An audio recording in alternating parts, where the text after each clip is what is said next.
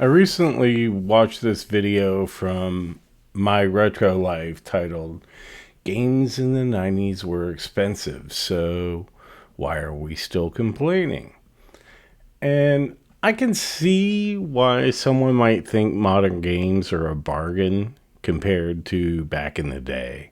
On the surface, $60 in 1995 versus $70 in 2025, it doesn't seem like a huge jump.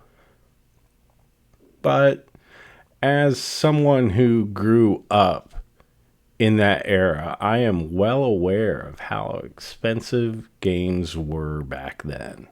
I didn't get a lot of games. A couple at Christmas or for birthdays, maybe one for Easter. Outside of that, if I wanted a game, I'd be saving any Christmas or birthday money I got, along with money I made mowing yards, for weeks or months just to buy a single game. I think there's a lot more to this story than just looking at simple dollar amounts. And since I've lived through this entire evolution of the video game industry, I figured I'd offer a different, more correct perspective. The inflation argument seems logical at first. If you adjust for inflation, games should cost $130 today. But here's the thing. Technology doesn't follow normal inflation patterns. My smartphone is infinitely more powerful than my Apple IIc that I had growing up, yet it costs a fraction of the price. My gigantic 4K TV costs less than the old console CRT TV my parents had I grew up with. Technology gets cheaper over time, not more expensive. That's the normal pattern. In this video, I want to look at what's changed beyond just the price tag and really dive into what we're actually getting when we shell out our hard-earned money for a game. What exactly are we buying today compared to what we bought in the 90s? How has the ownership model shifted? And why do so many gamers feel like they're getting less value now, even if the raw numbers don't show it? Now, I'm not making this video to attack my retro life. He clearly loves retro gaming as much as I do, and he brings up some good points, but I think he's really missing the bigger picture, and I think there is a more complete picture we can explore together about why that $70 price point feels different today than $60 for a game did back then, and why it's okay to complain about the high cost of video games today. So, as Negan would say, I hope you got your shitting pants on. I hope you're wearing them right now.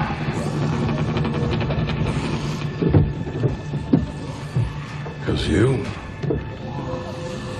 are about to shit your pants.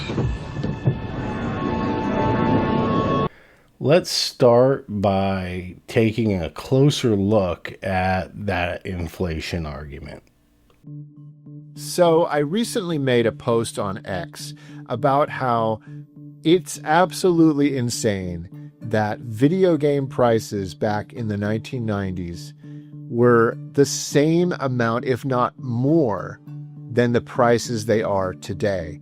And when you factor in inflation and how much the dollar is worth today compared to what it was worth back then, it's mind-boggling that anybody complains about video game prices these days. I hear people today in the year 2025 complaining about games that cost $70. And I'm like, guys, this is crazy. I mean, I look back and I remember from flyers like this that Donkey Kong Country cost around the same money, but in 1994 dollars. Guys, if you factor in inflation, that's around $130 for a video game.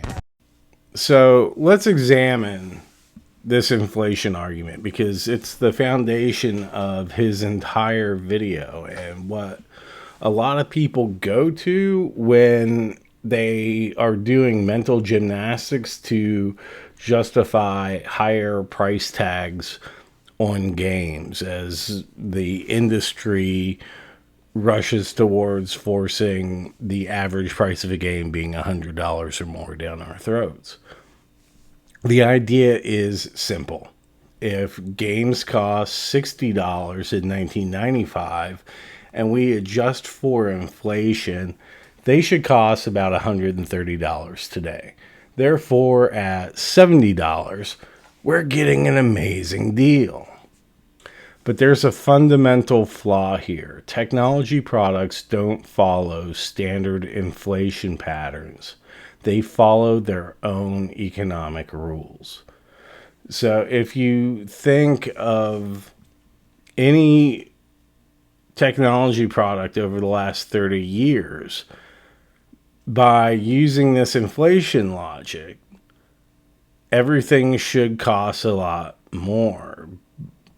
A TV that would have cost $2,500 a decade ago would now cost $500 with even better technology in it. Why? Because technology benefits from economies of scale, manufacturing efficiencies, and market expansion. Video games are technology products. They are luxury entertainment items. They aren't commodities like milk or gas or food or housing. Donkey Kong Country. This game cost $1 million to produce. Games these days, AAA titles, go anywhere from $200 to $300 million. That's exponentially more. And yes, development budgets have increased dramatically. But at the same time, and this is something that he misses, is that the market for video games has grown even faster than the budgets for games. In 1995, a blockbuster game might sell 1 or 2 million copies worldwide, and that would be a massive hit. Today, they need to sell 20 to 30 million copies. Today's hits sell about 20 to 30 million copies versus that 1 to 2 million copies worldwide, because there is a much larger audience. Back then, it was a lot more niche. Today, everybody plays games in some form. We are the first generation that grew up with video games, and we continue to play them. So that's led to a massive adult market for games that simply didn't exist in the 80s and 90s. And if you add in how games have primarily moved to a digital distribution model, where we are buying direct from the consoles, a digital game, that eliminates the manufacturing costs, that eliminates retail costs, and the economics of buying games and how companies make money off of games completely changes.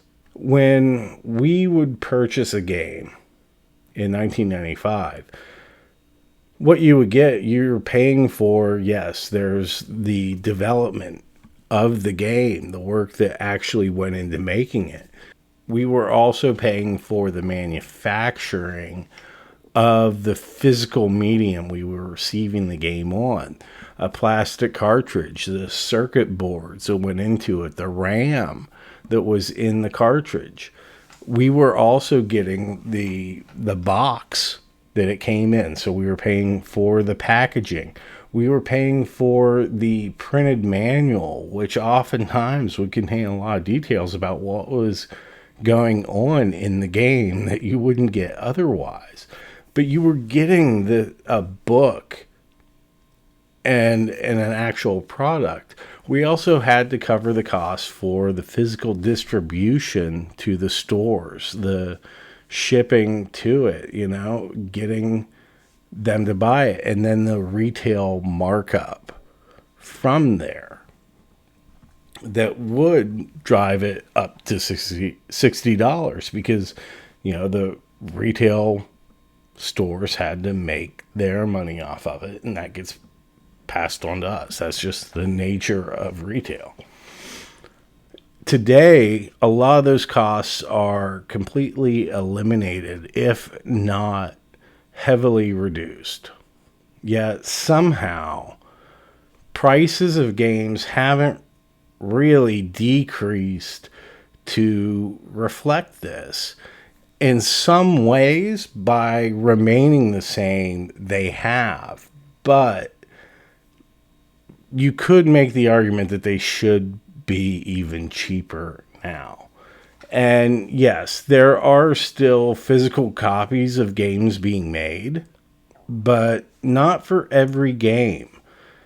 Those that have physical copies now tend to be the bigger AAA games or sports titles, games put out by larger companies. Whereas back then, no matter how big or small you were, you had to create physical copies.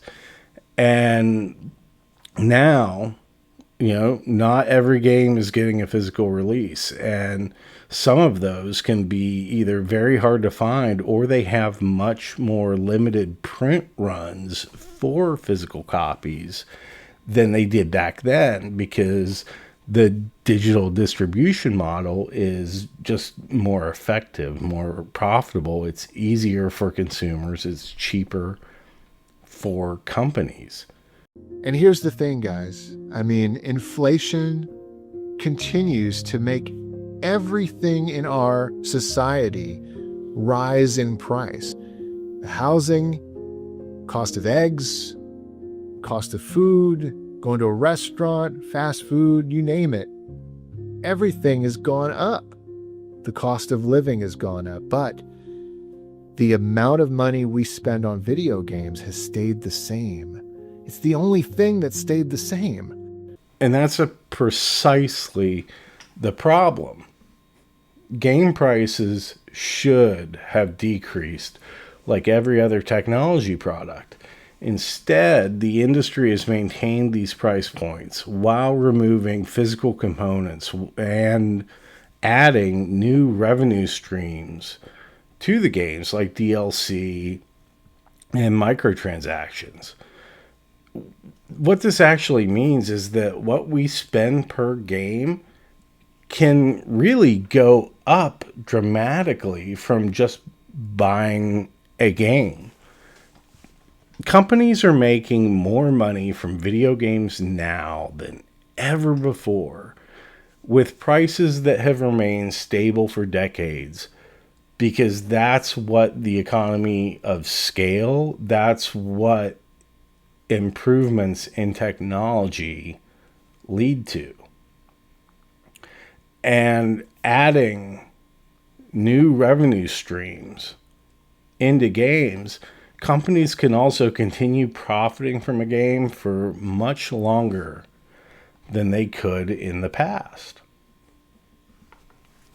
And the other thing that we really need to talk about here is, let's talk about the real purchasing power of consumers. Inflation has increased costs across the board. Cost of living has gone way up. Wages, however, haven't kept pace. The median household income, adjusted for inflation, has barely budged since the 90s, while those essential costs like housing, food, transportation, internet access, phone, utilities, and healthcare have skyrocketed. Think about it. In 1996, gas was still under $1 per gallon. Today, it's nearly $5 a gallon. We have higher general costs of living. And that cuts in to how much we have to spend on other things. We have less disposable income. So even though, $60, that was a lot of money back in the 90s. I'm not going to lie. But spending $60 on a game, while it was a luxury, it was generally easier to do or justify because everything else costs less. So you had a bigger chunk of disposable income to spread around to other things. Unlike today, where, if you look back even 5 years, if you were, say, your income had remained the same over 5 years, what it costs you to live per month has gone up dramatically, therefore leaving you with a lot less disposable income to spend on a game, on any entertainment that you might want to do. You've had to cut back on those things because the essential costs are so much more. I mean, look at internet access. In 1996, it was a luxury. And if you did have it, odds are you were paying around $25 for it, And that was dial-up. And today, internet costs you anywhere between $75 and $200 a month. And granted, it's a lot faster, but they've also started putting in limitations on it. So that $75, if you work from home and you have Netflix on the whole time while running in the background or YouTube, you're going to run out of bandwidth. And that cost is even before you actually start adding in things like the cost of those streaming services that you have, other things like that. We have so many more options on what to spend our disposable income on now than ever before. And it's a lot easier for us to spend more money on things that we don't need than ever before. And as a result, there are so many more things that are trying to capture our time, our energy, our money. We have a lot more options as a byproduct of that, but we also end up with more month-to-month expenses. So really, what I'm saying here is that a $70 game will take a bigger bite out of disposable income today than a $60 game did in 1995. And that's before we consider the total cost of ownership of the game with DLC, with season passes, with online subscription requirements. And, finally, if games were truly underpriced compared to inflation, publishers would be struggling. Instead, they're reporting billions of dollars in profits year after year. EA, Activision, Take-Two, all of those.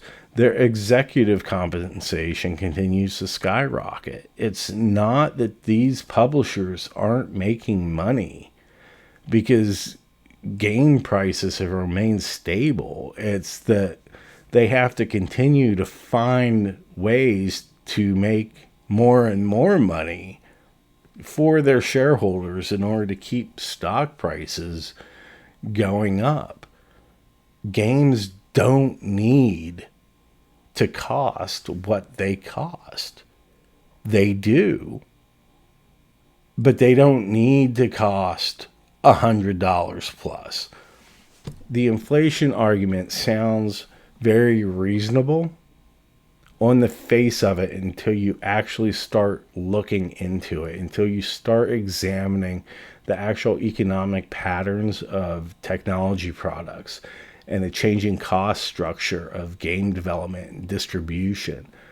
And when you factor all of this in, I truly believe modern games should actually cost a lot less than they did in the 90s, not more. Let's look at what else has changed with video games, just going beyond the price tag here for a minute.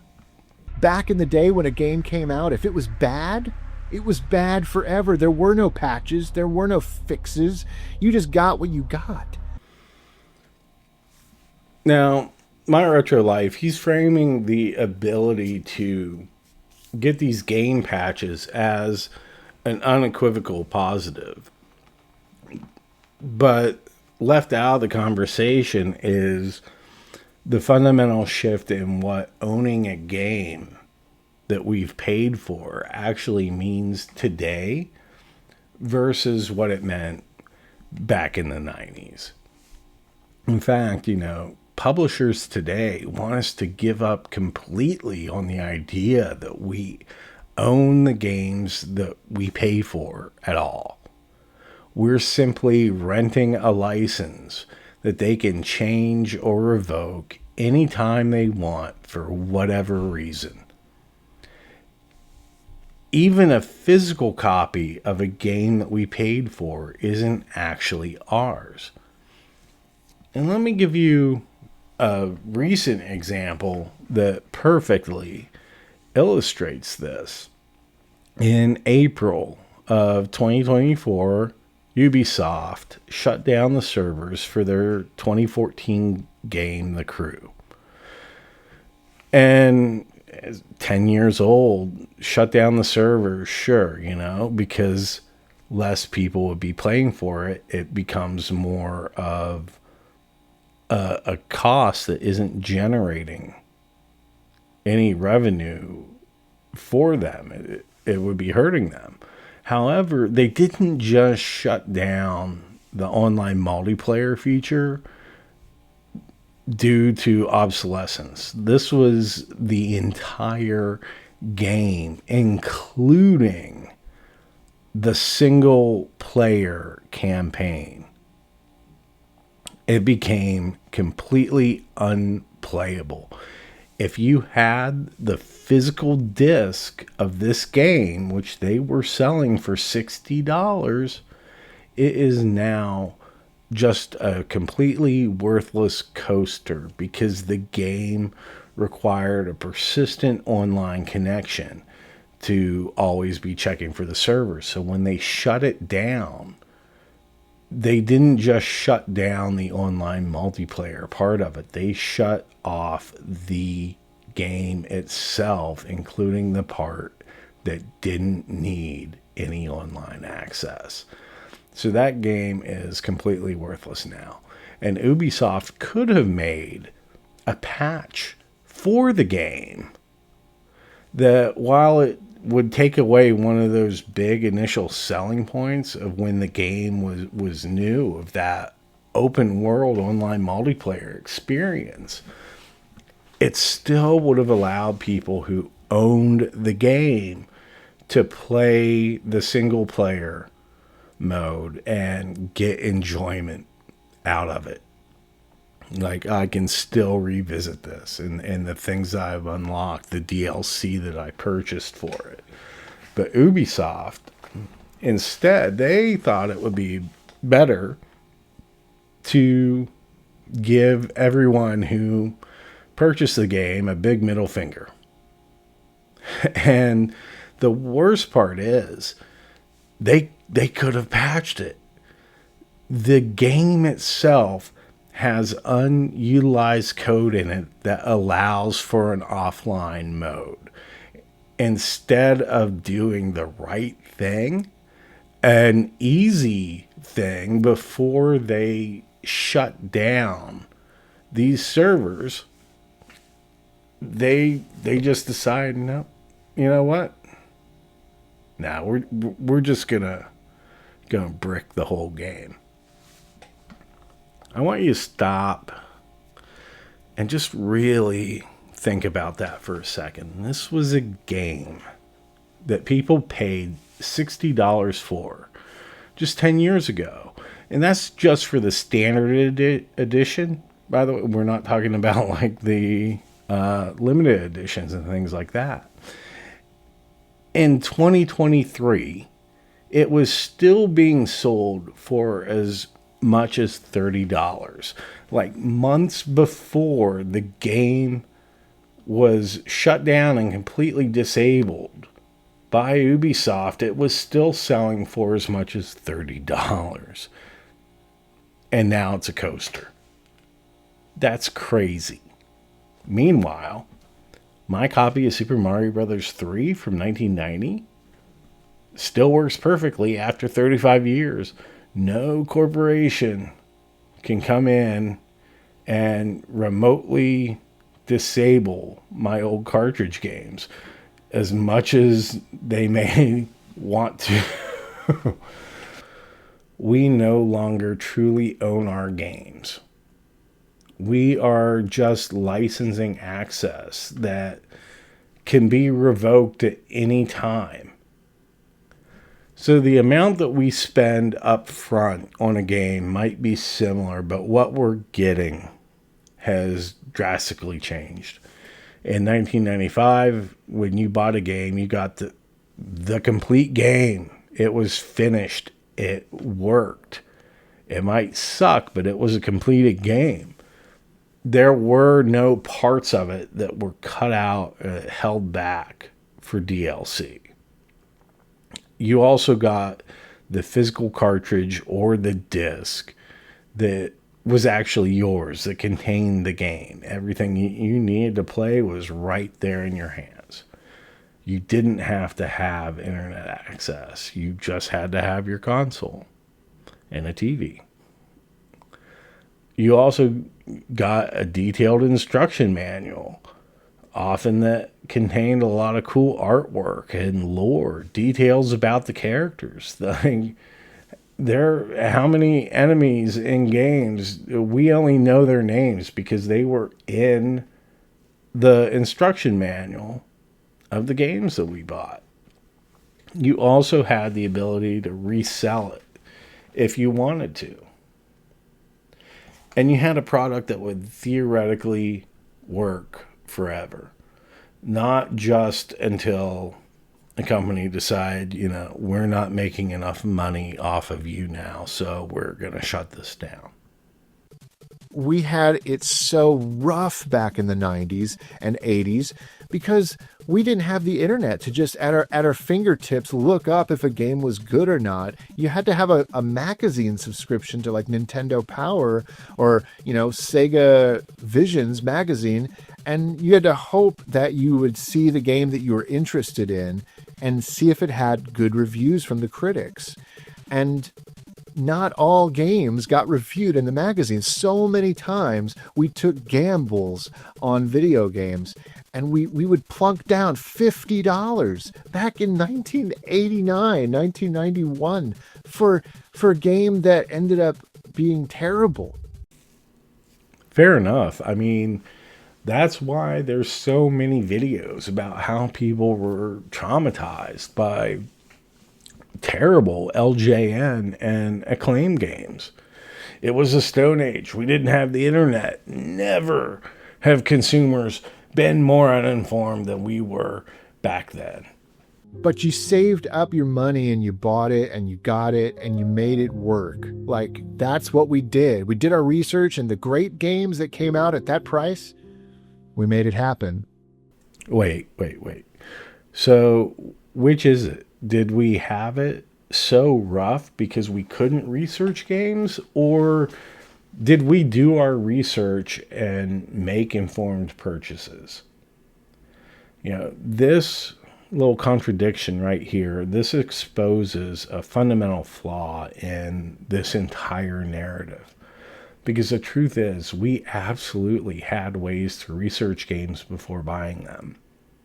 And most of us, we used these resources religiously. We didn't just blindly plunk down $50 and hope for the best.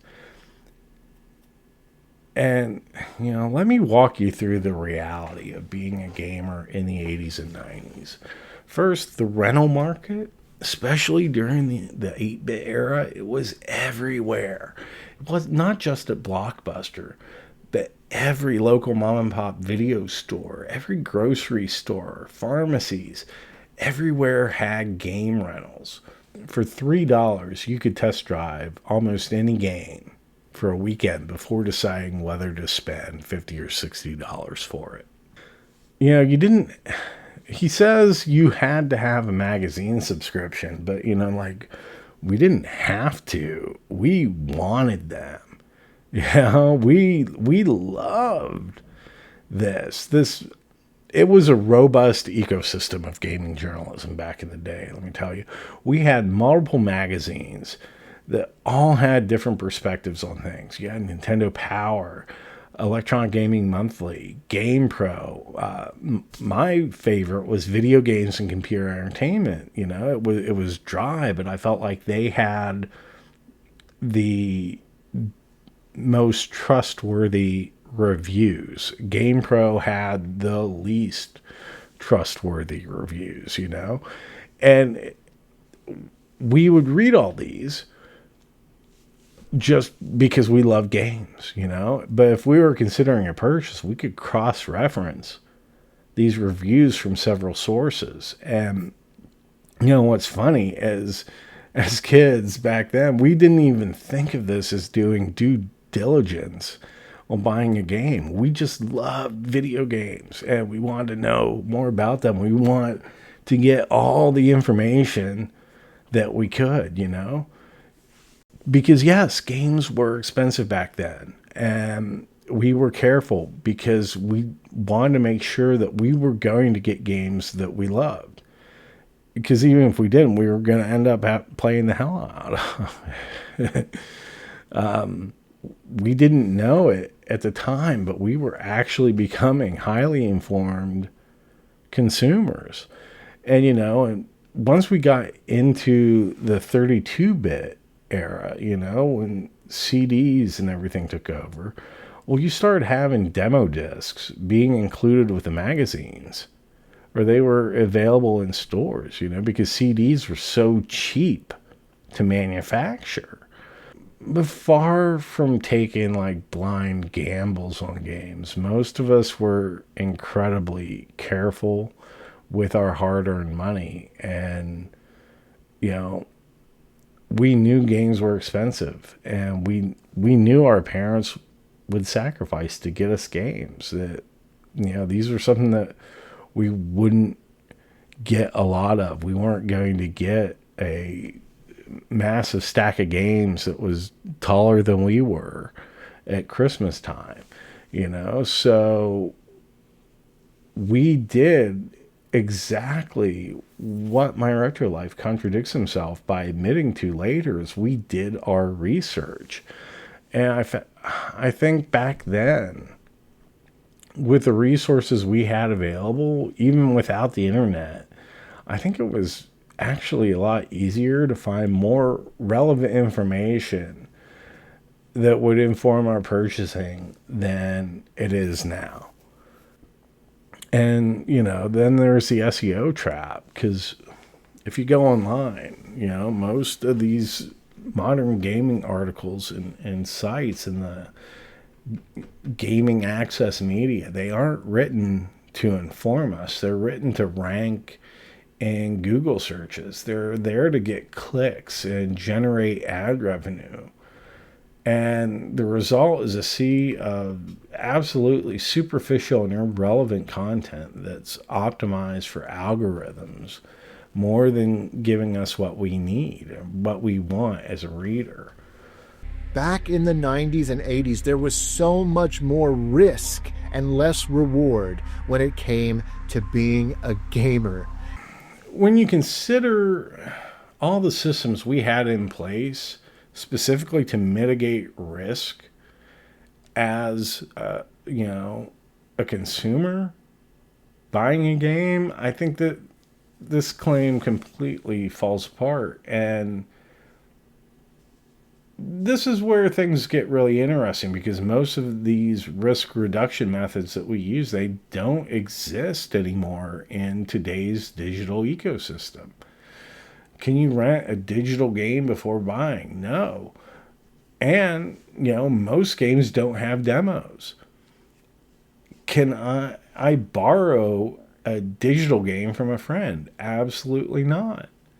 Can you resell a digital purchase if you don't like it? No.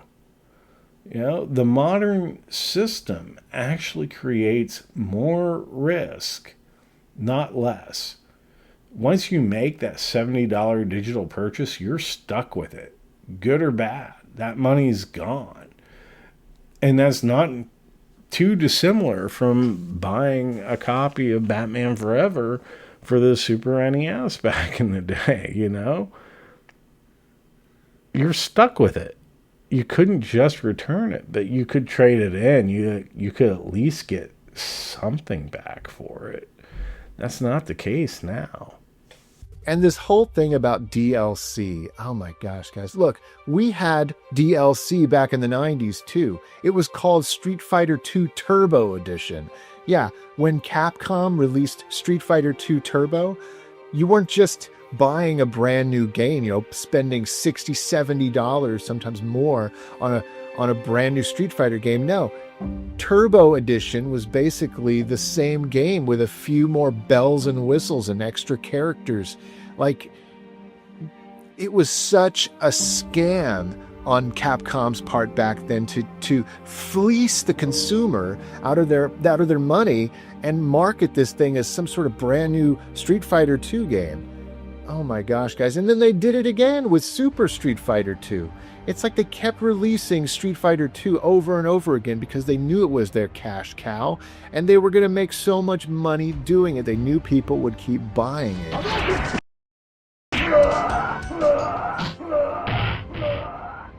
And here's another example. Capcom again.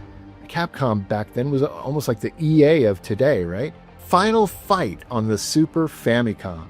This game comes out and it's missing one of the most favorite characters from the original Final Fight arcade game, Guy. So what do? People complained and they decide, you know what? Let's re-release the game with Guy and we'll call it Final Fight Guy.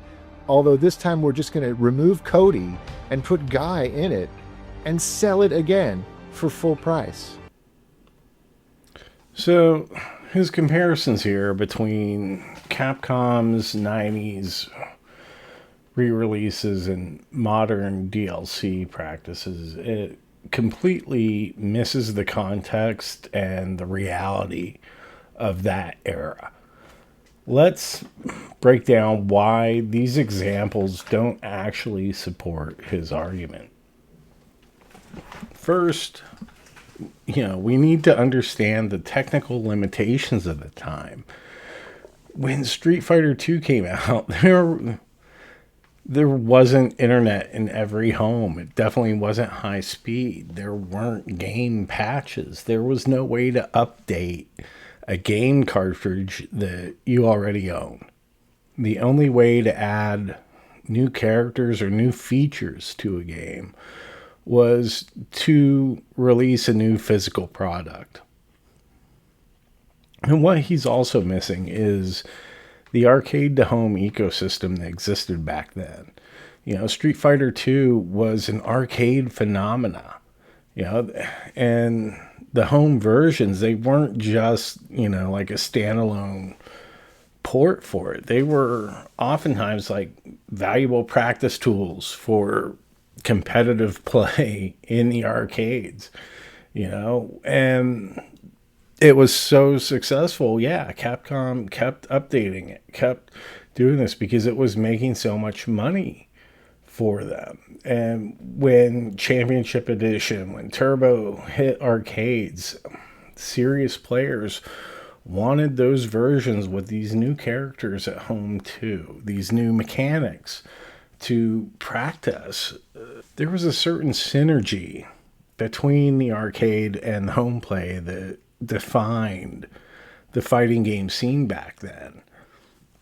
I mean, I was excited to get Mortal Kombat for the Genesis, mainly so I could practice it, so I could get better when I played it in the arcade against people.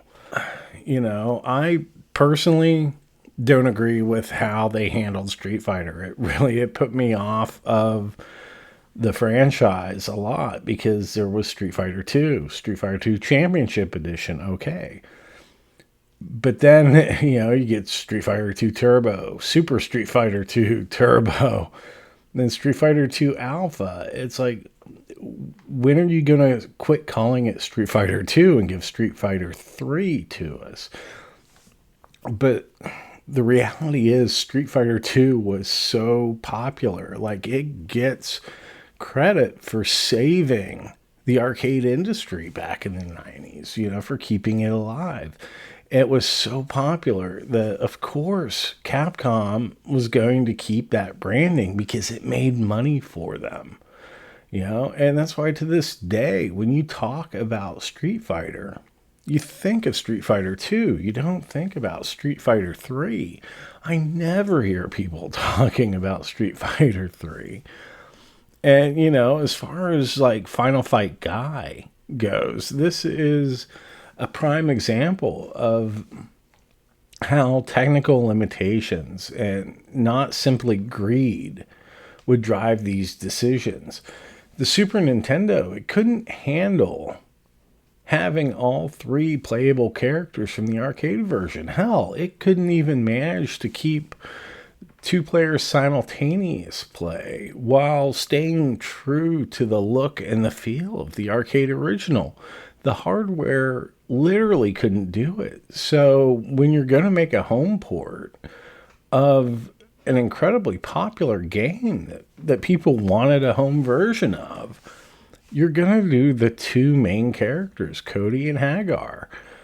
And you have to have Hagar because it's his daughter that's kidnapped. He's the mayor. The game is about him more than it is Cody or Guy.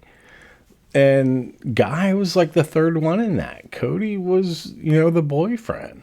So Final Fight Guy, it wasn't for people who already own Final Fight, but oh no, I'm not getting the whole game unless I buy this. You are getting the whole game, just not the part with Guy in it. So Final Fight Guy was specifically for the players who loved Guy from the arcade version because he was popular.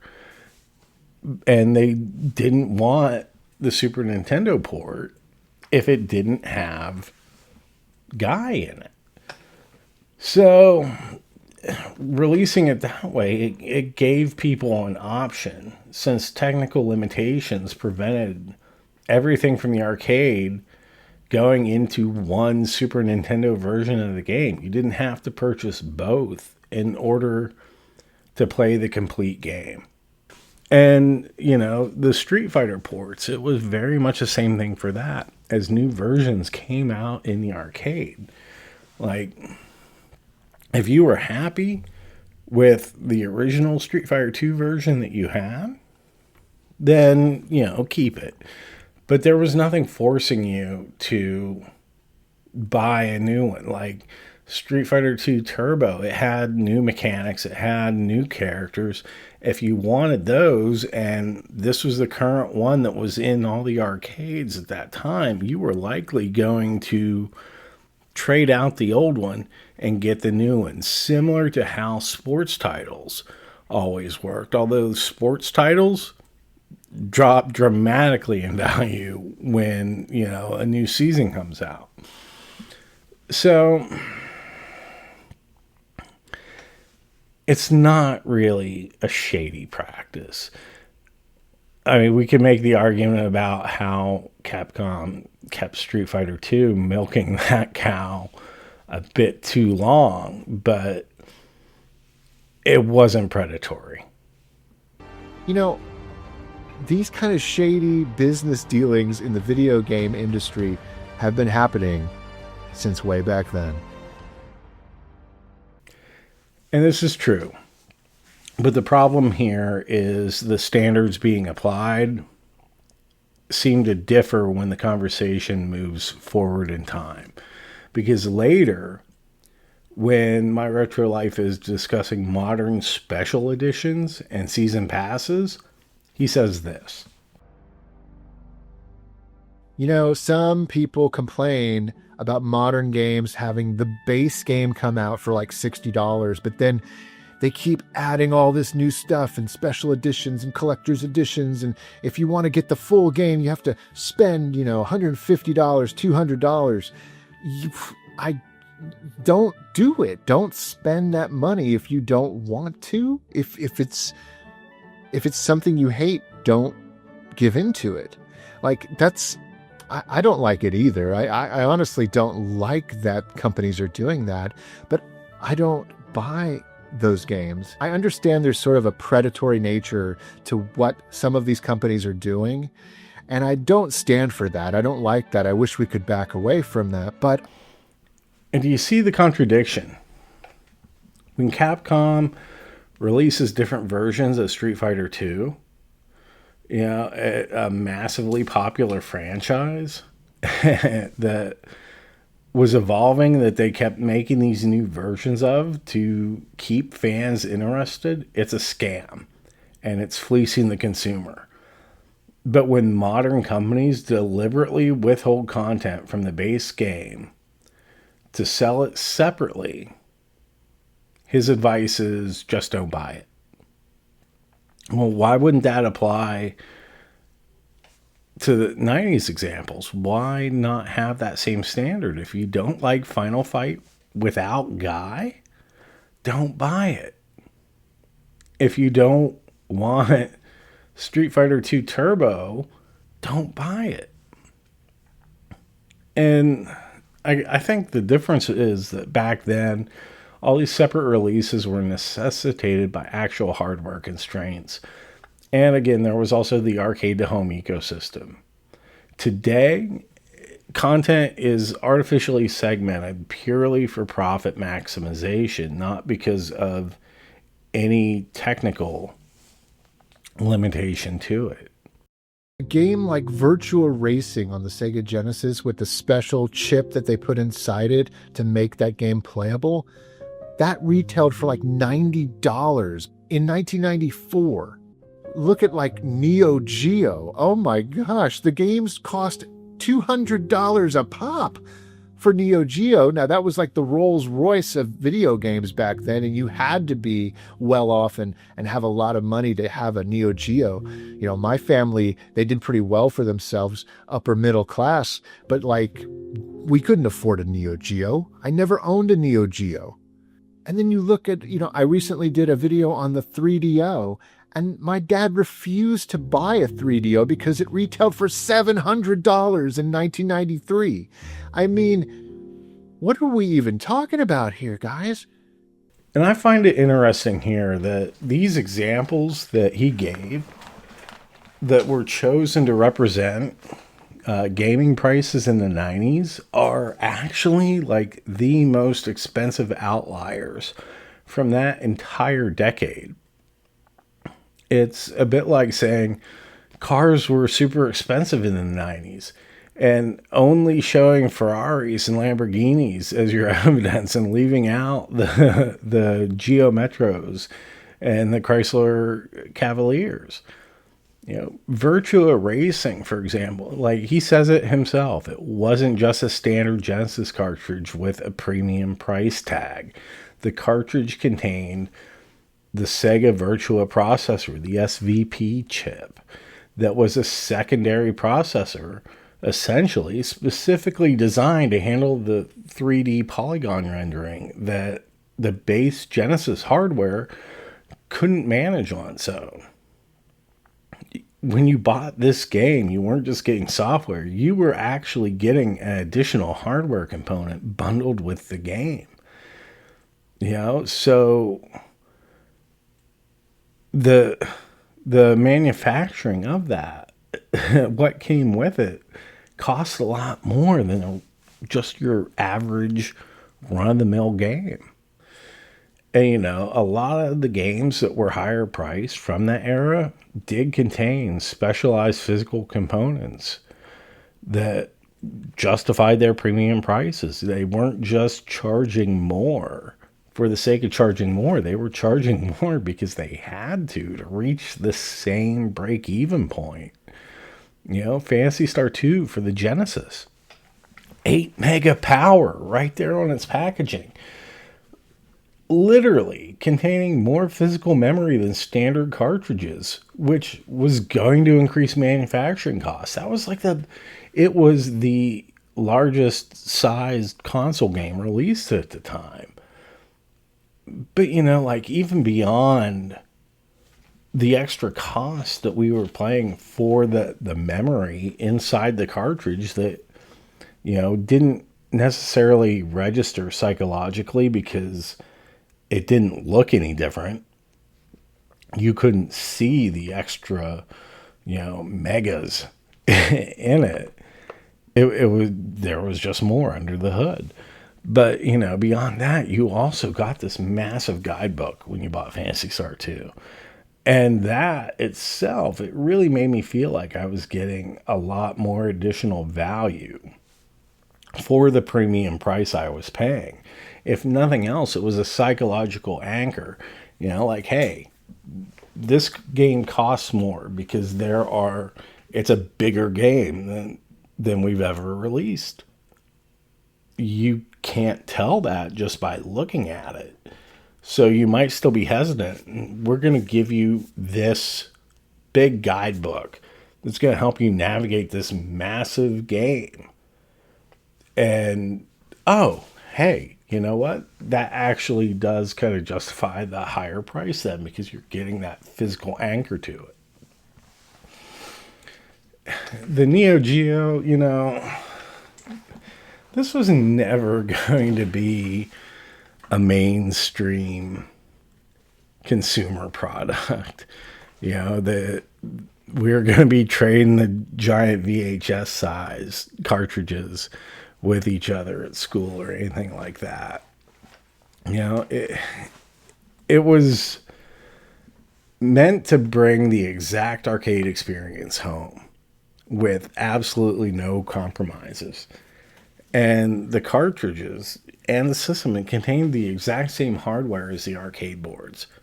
You can't compare what the Neo Geo was to the standard consumer consoles at the time, even though it was released to the consumer market. It's just kind of unfair because it was for a different market, for ultra high end. It was the Rolls Royce, like he said, of gaming consoles. How many people do you know, even ones that are well off, that have a Rolls Royce that could afford that? And so somehow, these ultra premium examples of games are presented as representative of what games cost back then. This 3DO example, it actually contradicts his overall argument because it demonstrates how, as consumers, overpriced hardware was completely rejected then, just as it would be rejected now. In his own words, nobody would buy that. And nobody did, because they couldn't afford it.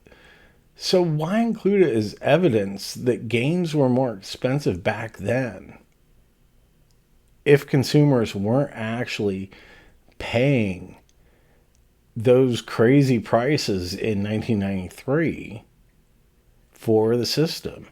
even when 3DO finally reduced prices of the console down to like $300, it was still too much money back then.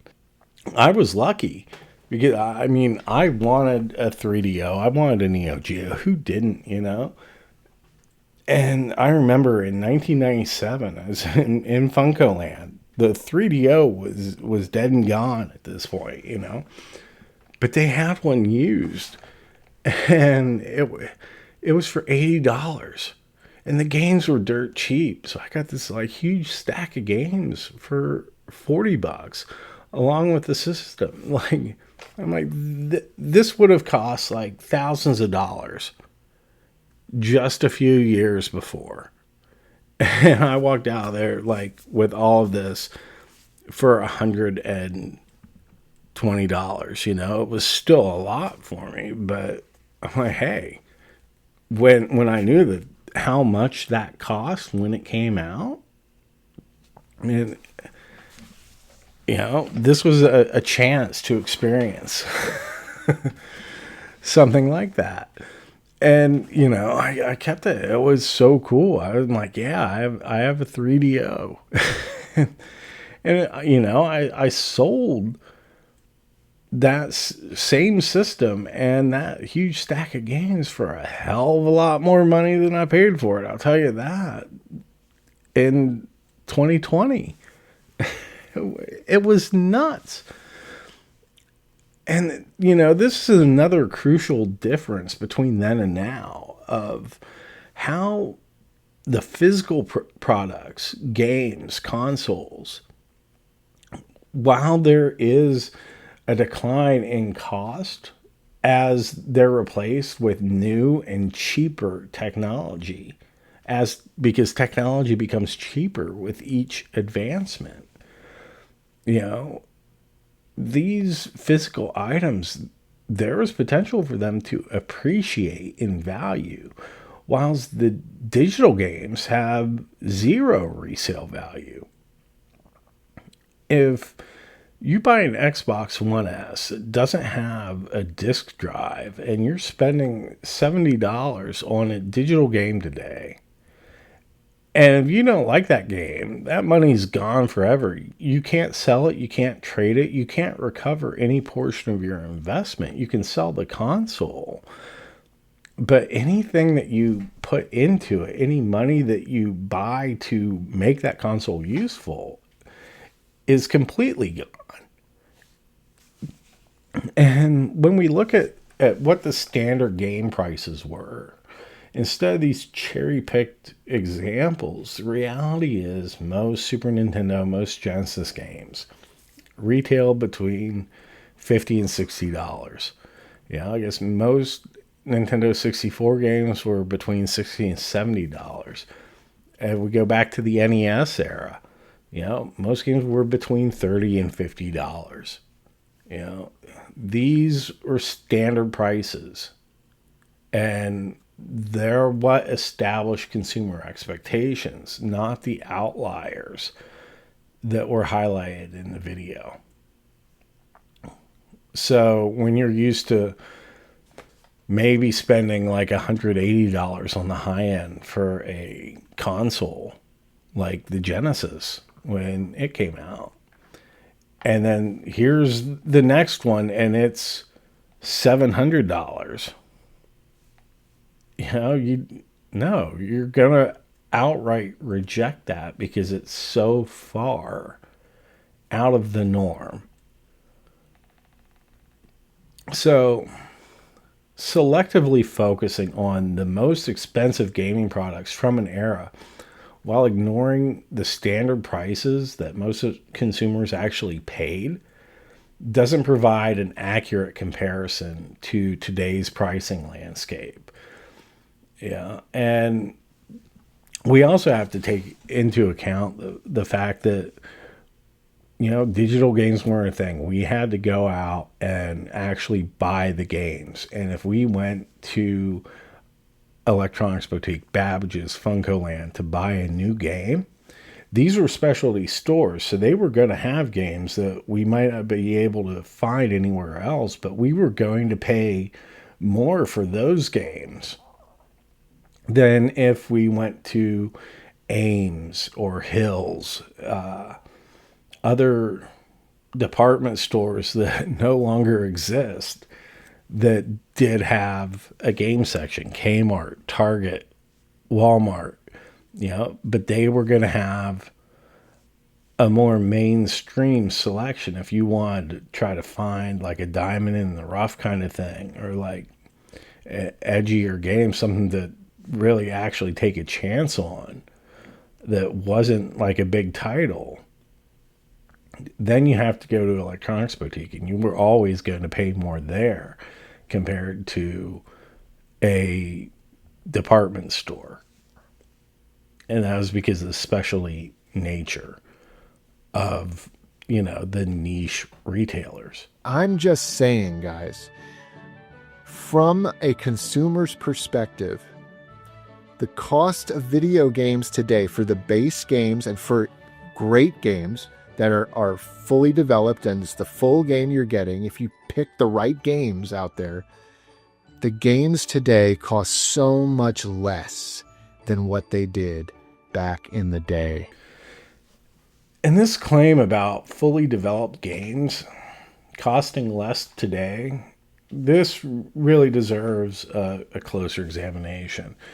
If we accept the premise that there are some modern games that are indeed complete, finished products at launch, then yes, they should cost much less than they did in the past, but not for the reasons he suggests.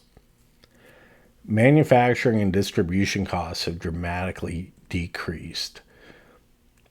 With digital distribution, that's eliminated the need for cartridges. Even discs are way cheaper to manufacture now. Packaging, printed manuals, even physical shipping, all of these things have decreased because the market has expanded from hundreds of thousands to millions to billions of potential customers.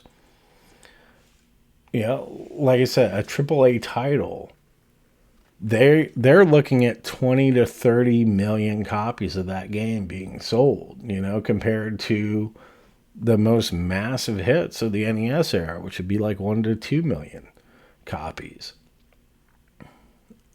Development tools, they've also become more efficient and accessible. There are different ways to make these games.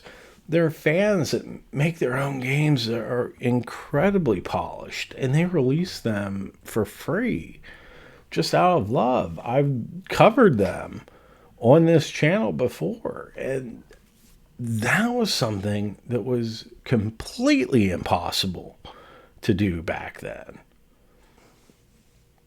The secondary market elimination is another factor that really changes the value equation of these games. In the 90s, if you bought a game you didn't enjoy, you could sell it, you could trade it in, you could recoup some of your investment. But if you're buying a digital game, they have zero resale value.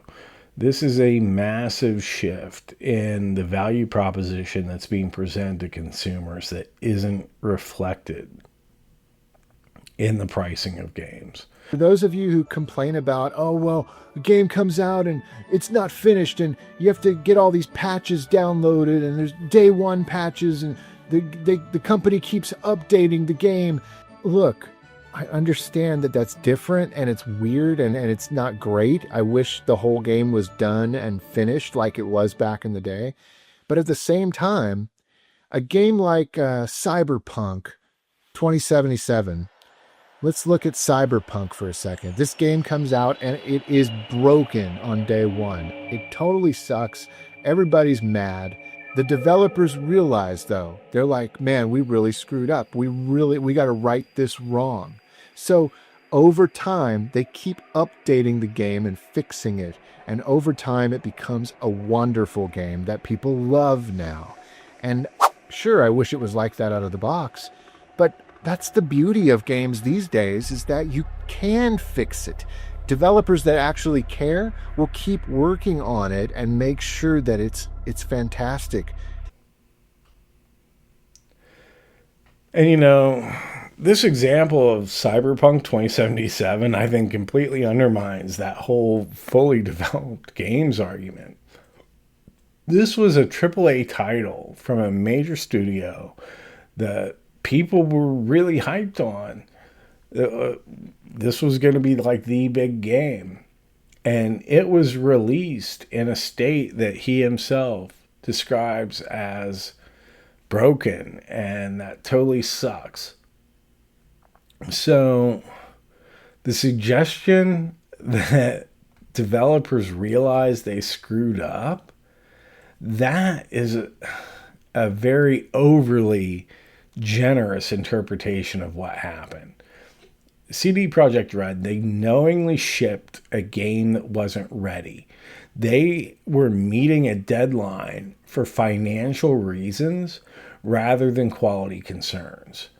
They didn't suddenly discover after release that the game was broken. There is no way that could have happened. They were well aware of what kind of state it was in when they released it. And all the while that they were taking orders for it. And when this sort of thing happens, companies aren't just taking our money, they're stealing our time and our energy as well. Because now the customer has to, wait for patches and fix a product that they already paid full price for. And a lot of they have to hope that those will come in a timely manner. They have to experience the frustration, disappointment that comes with that. They have to, potentially keep revisiting the game multiple times as it's updated to see if it's going to be in a playable state. But the thing is, there's no guarantee these fixes will ever come. And eventually they made it into a good game that everybody loves. Eventually isn't good enough. If you're shipping a game, it needs to be done. And yeah, absolutely, I encourage improving it after bug fixes. That's something that we can do now. But to send a game out and charge nearly $100 for it, maybe people were paying $100 or more if they got the premium editions. I'm not sure what that pricing structure was like. But that's really shitty. And that is shady. That is bad business. Why would I ever want to pay for a game, pre-order a game, only to get it and to see it completely broken and then wait for them to eventually fix it, not knowing how long that will take, and not having any guarantee that these fixes will ever come. Like for every Cyberpunk 2077 that eventually improves, there are a ton of games that are abandoned in broken states.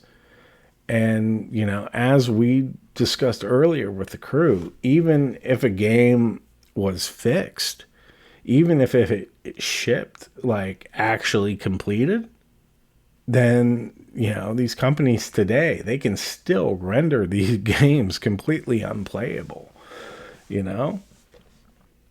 But the whole just pick the right games argument, it also places the entire burden on consumers to navigate an increasingly confusing marketplace.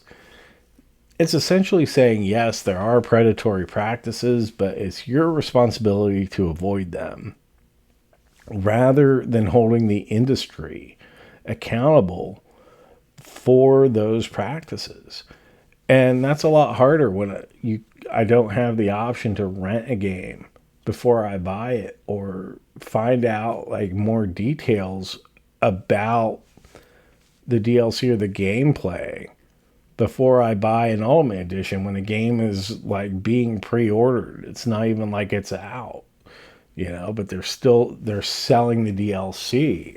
And even with Fallout 3, Fallout New Vegas, back then, here's new content that we developed to add on to the finished complete game that we gave you. It wasn't stuff that they cut out and held back. This was like, we are continuing to build on this game and give you extra value for it. So you had that option to buy the DLC, but it was after the fact. You didn't have to choose before any of the game was even released if you're going to want it or not, and not knowing how much it would cost separately on its own after release if you didn't get, the much more expensive edition of the game versus the base game. In the 90s, even in the 80s, after 80, after 83 at least, there was a reasonable expectation that a game that we saw on store shelves was going to be complete and functional. That you take it home, you put it in, you could play it. The game might still suck ass. They might make some really bad choices, but still, like, you weren't going to run into something that rendered it unplayable. Today, that basic standard is completely eroded. And what? We're supposed to praise the companies that do this when they eventually deliver what people actually paid for in the first place? We're supposed to be praising CD Projekt Red. Oh, congratulations, you finally fixed a game and made it into something that people can actually enjoy versus the completely broken state it was in? I don't think so. I mean, a lot of people replying to my post on X made the excuse that games these days are released unfinished or broken, and game developers are trying to take advantage of gamers. I get that happens, but it also happened back in the day. I mean, I can't tell you, growing up back then, how many terrible video games there were. I mean, guys, bad, practically broken video games have existed, and companies have tried to take advantage of consumers since the dawn of video games. I mean, one of the things that led to the crash back in 1983 was the fact that there were so many terrible video games flooding the market. But you learned to avoid those titles. And that's how I kind of equate things today. These unfinished or broken games that come out, they're bad games. Just don't buy them. Focus on buying the good games.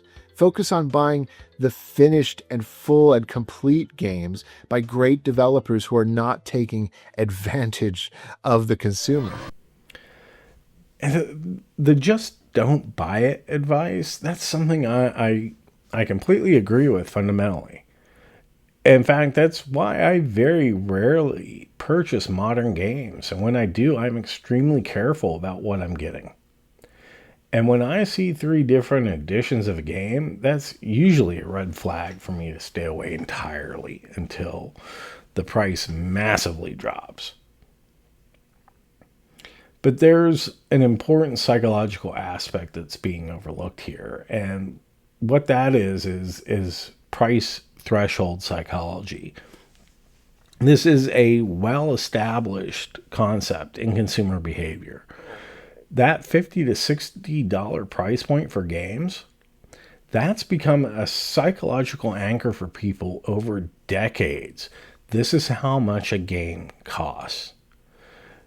Even going back to the Atari 2600, like $40, $50 for a game. That was how much it cost, and that remained stable for decades. We would start to see those increases over time. But when that threshold is broken, like how they're trying to go above $70. Even at $70 now is the average price for a new game. Consumers are naturally going to question whether they're receiving additional value to justify crossing that boundary. If we look at when the Sega Genesis came out and Super Nintendo and games costing, instead of like $40 to $50 for the NES, they're costing $50 to $60. There was a big technical improvement that we were seeing in the games from there that made that pill a little easier to swallow, and it wasn't just going completely overboard into past that price threshold. If Sega Genesis came out and they're like, you know what, this is basically the same as our System 16 hardware that we put in arcade games. So we're going to do the Neo Geo thing and all of our games are going to cost $200. People aren't going to go for that, There is that psychological threshold that you have to, okay, this might be more and I'm not too happy about it, but it's acceptable to me. So, take McDonald's, for example. Not too long ago at McDonald's, if you wanted to get a plain hamburger, just we're talking like their basic menu item, it'd be like $1 or less. But now, that same tiny burger with nothing on it at my local McDonald's, that would cost you $3. You can actually get a lot more with a different sandwich on the value menu for less than you can that tiny plain hamburger. If you buy a meal at McDonald's, like a Big Mac or something, that's going to run you like close to $20. Now, that's at McDonald's. I could go to a burger place right down the street, get a much better, much larger burger, made with real ingredients, not sawdust and pet food or whatever they put in, for, less than what a meal at McDonald's would cost me. But psychologically, we associate a fast food restaurant like McDonald's with cheap and quick. And really, the only thing fast food now provides you is quick. It gets the fast part right. It doesn't really get the food part right. But there's a disconnect when the reality no longer matches that expectation. And it doesn't just apply to gaming. Most industries recognize the importance of psychological price thresholds, and they take great care when crossing them. When they do break these barriers, they need to ensure that customers perceive sufficient added value to justify the increase, or that they have monopoly and customers have become too reliant on their products and services that they can, because there is no longer competition to stop them. So what's puzzling is why this common sense, don't buy it approach isn't applied consistently through the video. When discussing Capcom's practices with Street Fighter II Turbo, Final Fight Guy, these are called scams. These are called that they were just fleecing the consumer, rather than situations where consumers could simply choose not to buy it if they didn't see the value in doing so. The reality of Street Fighter II Turbo was, if you already owned Street Fighter II, you would have clear information. You would have an idea about what new features, what new characters, what new mechanics you were getting, and you could make an informed decision if you wanted to get Street Fighter 2 Turbo. You weren't missing out on the experience of Street Fighter 2 because that was a different game.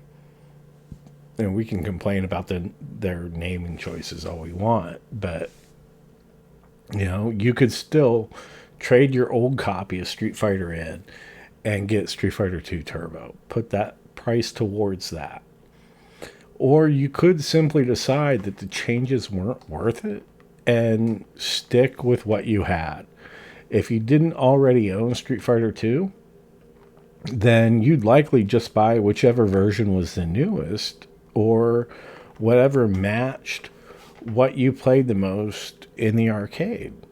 So the difference with modern gaming isn't that don't buy it is bad advice. It's really, really good advice.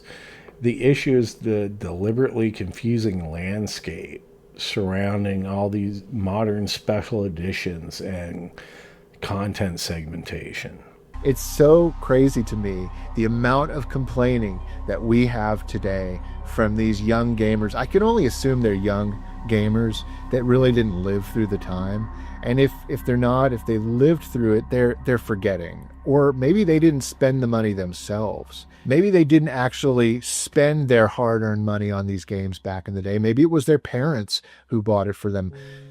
Now, like I said, I didn't have parents that could buy every game and system for me under the sun that came out. I'm very lucky to have as much as I did, but typically I would get a couple of games for Christmas, a couple for my birthday, maybe a game at Easter, and that was it. I saved my money to buy most of the games I had, and $50 to $60, that was a lot of money back then, especially a hell of a lot of money to a kid.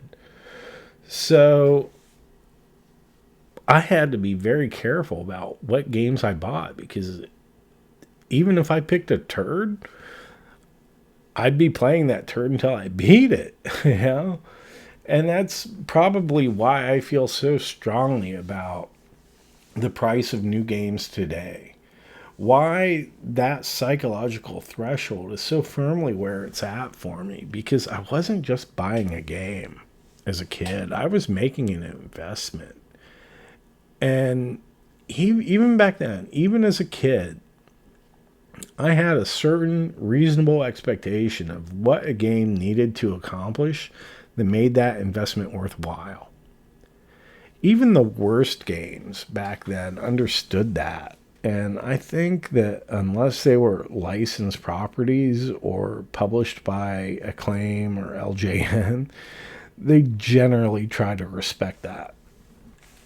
Because even though it wasn't nearly as bad as things were in the Atari 2600 era, yeah, there were still a lot of cynical cash grab games out there, just as there still are today. So we would know to rent a game before we bought it. It'd be one thing to spend $3 and be stuck playing Jaws for a weekend, and another thing to spend $40 or $50 you painstakingly saved up as a kid and then be stuck with it. The reality of modern gaming economics isn't just about dollar amounts or price tags. It's about what those dollars actually buy you.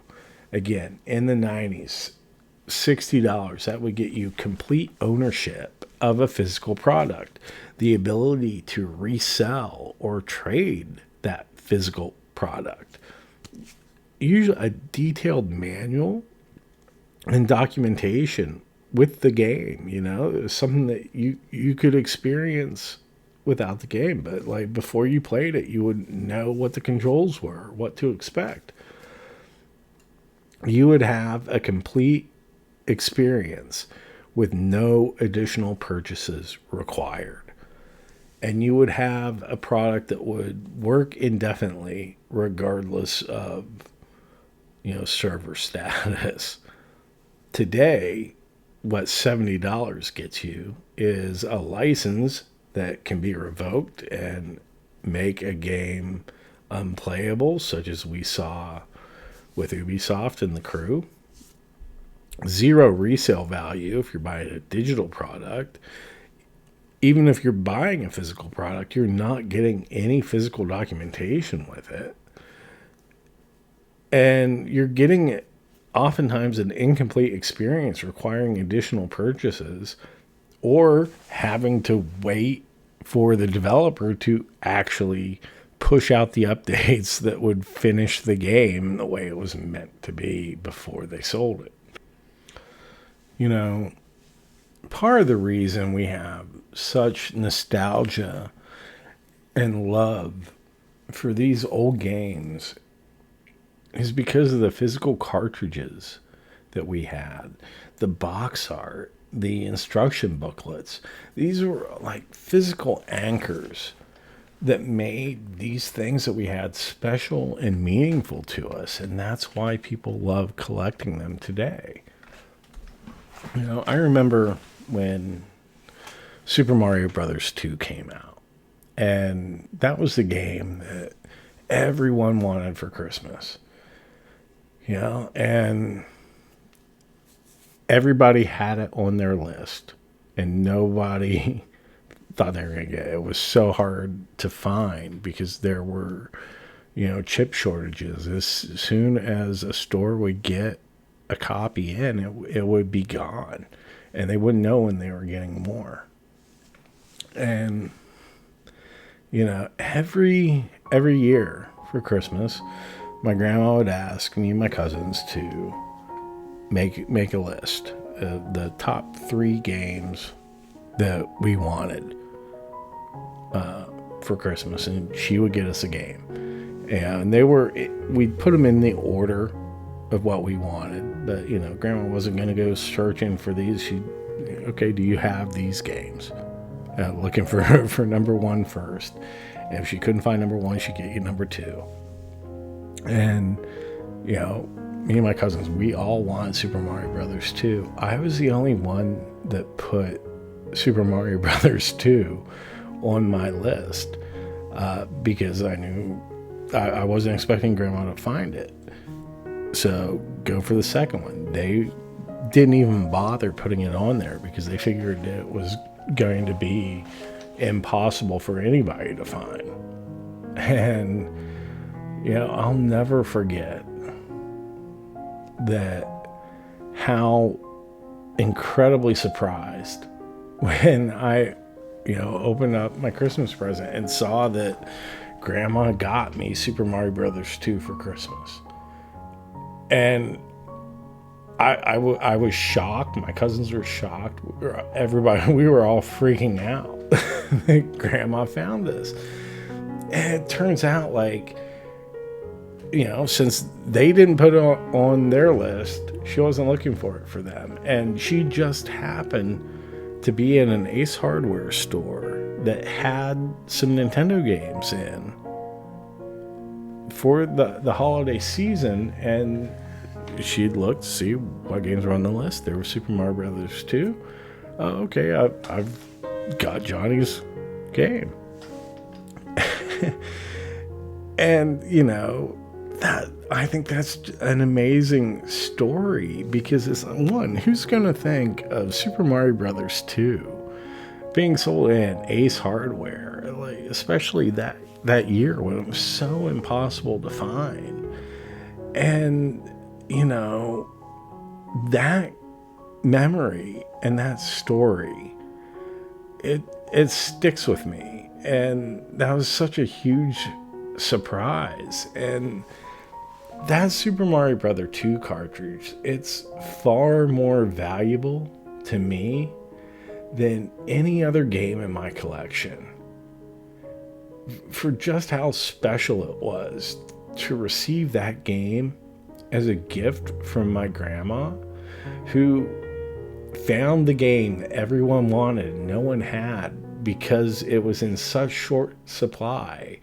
And she found it in Ace Hardware and got it for me because it was at the top of my list. She didn't realize how hard it was to find or anything about chip shortage, anything of that. It was just there. Okay, here we go. And that game itself, more than the game, but that cartridge, it means so much to me. Now, if it was some card with a download code at best, that I got, it wouldn't have that kind of impact. I wouldn't have that sort of emotional attachment to it. It doesn't have that same tactile, emotional feeling infused with it like Super Mario Brothers 2 does for me. And whenever I think of Super Mario Brothers 2, or I see the artwork for it or gameplay footage of it, I think of my grandma and I smile. And it's impossible to have that kind of emotional attachment to digital downloads.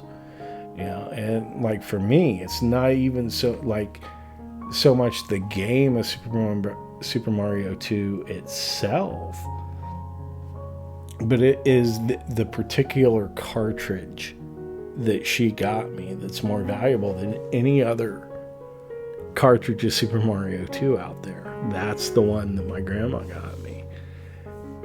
And, like I said, it's impossible to have that kind of emotional attachment to digital download, like I do when I see gameplay of Super Mario 2. When I see a picture of the box, I think of grandma and I smile.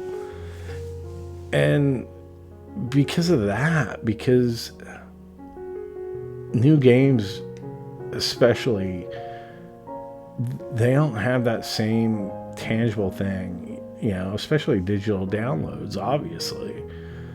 To me, that makes them far less valuable than simply how much less they should cost with the reduced manufacturing distribution costs that come with it. And,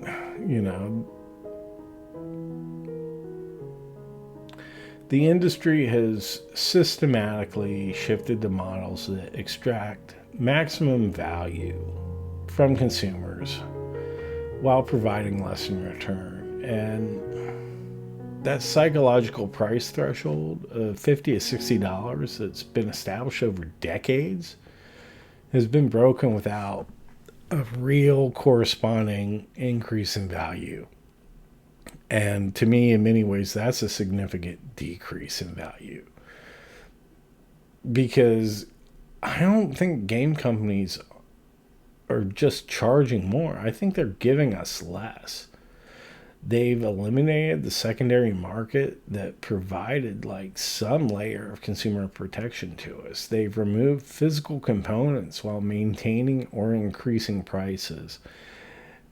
And they've segmented content in deliberately confusing ways that push us towards spending more than we would. So I would never dismiss modern complaints about the price of games as entitlement, because I think we should instead be recognizing them as legitimate consumer concerns about an industry that continues to push boundaries of what we'll accept while simultaneously reducing what we receive in return in order for them to increase their profits by a percentage point or two year after year.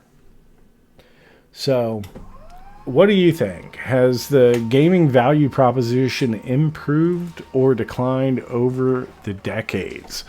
Let me know your thoughts in the comments below.